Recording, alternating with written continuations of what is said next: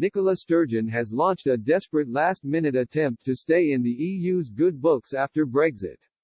The Scottish First Minister is still banging on the drum for the Brussels bloc despite the UK edging closer to its total exit from the Union, with just days to go before a Brexit deal could be signed and agreed on October 15.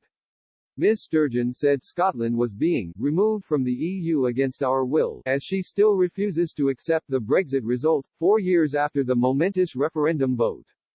Branding Brexit a crisis, she said, in the Brexit referendum of 2016, although the UK as a whole voted to leave, people in Scotland voted overwhelmingly to remain. Despite this, we have been removed from the EU against our will, and our pleas for the UK to stay in the single market have been ignored. The founding values of the European Union, respect for human dignity and human rights, freedom, democracy, equality and the rule of law, chime with people in Scotland.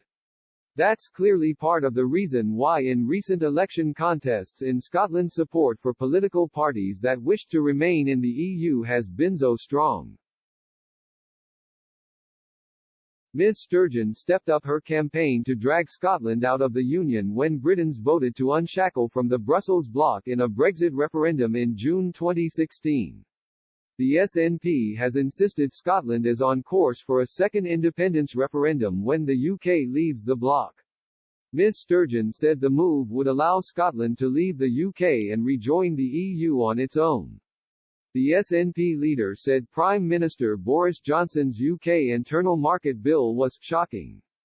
Writing for Politico.eu, she added, "In our interconnected world today it has never been more important to uphold both our internationalist values and the principles and operation of international law. Scotland will always champion those values and those principles." The Scottish government, therefore, found it particularly shocking when we discovered that the UK government was planning legislation that would breach international law. In its white paper on independence, the SNP government said Scotland would look to gain membership through Article 48 of the Treaty of the EU. If the country left the UK, it would theoretically be free to join the bloc. Ms. Sturgeon added, "As we in Scotland decide on our future, and I hope and expect that this will be a future as an independent nation, we will always be a voice for peace, for European and international solidarity, for cooperation and for the upholding of international law."